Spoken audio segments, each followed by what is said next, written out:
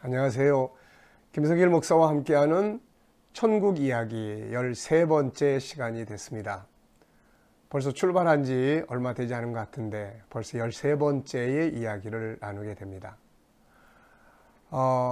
지난 시간까지는 7부작으로 이루어진 천국의 역사 중에서 1부와 2부를 우리가 이제 마치게 되겠습니다. 그리고 이제 우리가 3부를 이제 여행을 시작을 해야 될 것 같은데요. 3부는 창세기 12장부터 시작해서 여호수아 21장까지 해서 끝나게 됩니다. 이 속에서는 하나님이 어떤 모습으로 천국을 계시하고 있을까요? 이제 이 여행을 통해서 우리가 천국의 역사를 만나보게 되겠습니다. 다만 이 시간에는 3부로 들어가기 전에 우리가 꼭 기억해야 될 사건이 하나 있는데 그게 바로 창세기 11장의 바벨탑 사건입니다. 그래서 이 시간에는 이 바벨탑 사건을 먼저 정리를 하고 다음 시간부터 3부로 들어가 보려고 합니다. 창세기 4장에서 가인이 하나님을 떠나면서 인본주의 역사가 시작이 됐다고 말씀을 드렸죠. 그 인본주의 역사는 발전하고 타락하고 발전하면서 결국 창세기 6장에서 8장까지 이루어진 노아 홍수 심판을 거치면서 막을 내립니다. 홍수 심판이 끝난 이후에 이 세계에는 여러 가지 많은 변화들이 왔죠. 몇 가지 보면 우선은 창세기 8장 22절에 보면 기후의 변화가 옵니다. 창세기 1장에서는 추위와 더위 이런 말씀들이 안 나오는데 홍수 심판 이후에 추위와 더위가 오게 됐다는 말씀이 나오죠. 또 식물에도 변화가 왔는데 창세기 1장에서는 우리가 열매를 먹고 살도록 그렇게 말씀을 하셨어요. 그런데 창세기 9장 1절부터 보면 이제 육식을 하도록 이제 말씀하시는 것을 보게 됩니다. 그래서 식물의 변화가 왔고요. 자, 그 다음에는 이제 9장 12절을 보면 이제 무지개에 대한 하나님의 언약이 등장을 합니다. 다시는 물로 심판하지 않겠다. 그래서 역사 속에 비가 오고 나면 무지개라는 것을 뜨게 만들어 주셨고 사람은 무지개를 보면 이제 비 다 왔네 이런 걸 생각을 하게 되는 것이죠. 그리고 이제 이후의 역사는 노아의 세 아들을 통해서 번성을 하게 됩니다.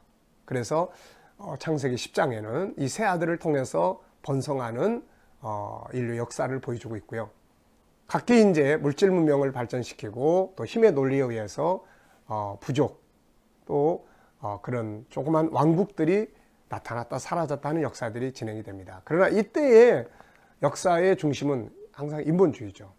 그래서 물질주의, 약육강식 이런 것들이 계속 이제 발전을 하게 됩니다. 인간 속에는 영원을 사모하는 하나님의 형상에서 나오는 성품도 있지만 또 이 죄성에서 나오는 창세기 3장에 출발한 마귀로부터 시작된 죄성에서 나오는 이 하나님을 빼버린 인간주의, 이 인본주의도 끊임없이 그 욕구가 일어나죠. 그래서 노아 홍수 심판 이후에 다시 인본주의가 등장을 하기 시작합니다. 그 대표적인 도시가 바로 바벨탑을 쌓았던 지역이죠. 그곳에서 인간은 인간의 이름을 좀 드러내자. 그리고 하늘의 신이 심판을 해도 이제 다시 죽지 말자. 그러면서 하늘의 하나님 대신에 하늘의 태양신이라든지 우상을 숭배하기 위한 거대한 탑을 쌓습니다. 하나님은 이 인본주의를 이제 멈추게 하시기 위해서 언어의 혼란을 가져오게 했죠. 그래서 그동안에 하나로 사용되던 언어가 이제는 이렇게 다 언어가 통하는 사람들끼리 흩어지면서 수많은 언어가 세상에 등장을 하게 된 것입니다. 인본주의는 하나님 대신에 타락한 인간이 이제 가지고 있는 인간의 중심을, 타락한 인간이 중심이 되는 문화고 사상이고 역사예요. 그래서 타락하게 됩니다. 이들이 가지고 있는 특징을 보면은 우상이 있습니다. 우상. 하나님 대신에 태양신, 달신, 별신, 온갖 우상들. 바벨탑에서 흩어지면서 이 사람들이 뭘 가지고 왔겠습니까? 바로 우상 만들고 우상 숭배하는 그런 것들. 특히 뱀신이라든지 이런 것들은 세계가 공통적으로 가지고 있는 우상들이죠. 그리고 또 하나는 물질 문명, 사치와 향락이죠. 이것도 가지고 갑니다. 그리고 성적인 타락, 내면의 세계, 영혼의 세계의 기쁨과 즐거움은 잃어버렸고 오직 육체의 쾌락과 향락을 추구하는 성적 타락의 문화를 갖고 갑니다. 그리고 약육강식, 하나님의 창조한 사랑의 질서가 사라지고 약육강식에 의한 이런 것들이 이제 흩어지게 됩니다. 그래서 이런 문화들을 가지고 가서 사람들은 도시국가를 만들게 돼요. 나중엔 제국을 만들기 시작을 합니다. 그래서 온 세계가 인본주의가 퍼져서 인간을 멸망으로 들어가게 만들게 된 것이죠. 그래서 에레미야 선지자는 에레미야서 51장 7절에 보면은 이 바벨탑, 이 바벨론은 온 세상을 취하게 하는 금잔이다, 이렇게 지적을 했습니다. 이 역사는 흐르고 흘러서 오늘 우리 시대를 거쳐가면서 마침내 요한계시록 17장, 18장에 이르게 됩니다. 그 17장, 18장에서 인본주의를 음녀라고 표현을 해놨어요. 그리고 그 음녀의 이름을 바벨론이다, 이렇게 이야기를 해놨습니다. 바로 바벨탑 사건, 바벨탑의 정신을 이야기하게 되는 것이죠. 오늘 우리가 살고 있는 이 세상은 인본주의가 그 어느 때보다도 꽃피는 그런 세상이에요. 수많은 사람들이 사체화의 향락, 성적 타락, 물질 문명, 약육강식에 매여서 고통을 받고 있습니다.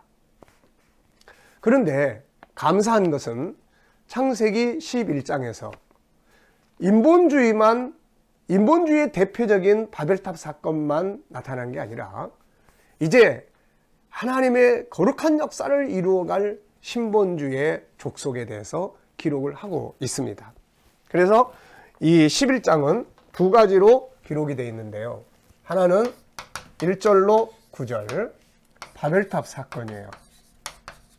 바벨탑을 쌓다가 세계로 흩어지는 인본주의 문화가 온 세계로 퍼져가는 멸망의 사상과 정신이 온 세계로 퍼져가는 것을 보여주고 있고, 하나는 10절부터 32절까지는 이제 인류를 구원하는 천국이 계시되기 위한 족속이 소개됩니다.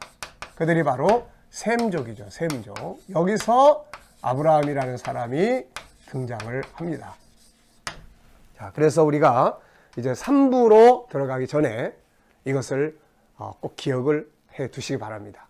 노아 홍수 심판 이후에 다시 살아난 인본주의, 바벨탑 사건을 통해서 온 세계로 흩어져서 오늘날 온 세계의 인본주의 문화를 이루고 있는 이 인본주의의 정신, 우리 성도들은 이 정신을 따라가면 안 되는 사람들이죠. 우리는 천국인입니다.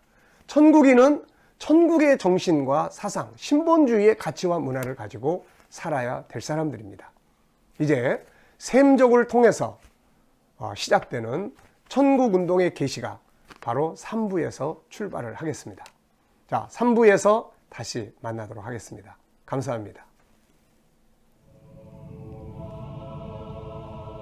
노아 홍수 심판 이후 인류의 역사는 노아의 세 아들로부터 출발합니다.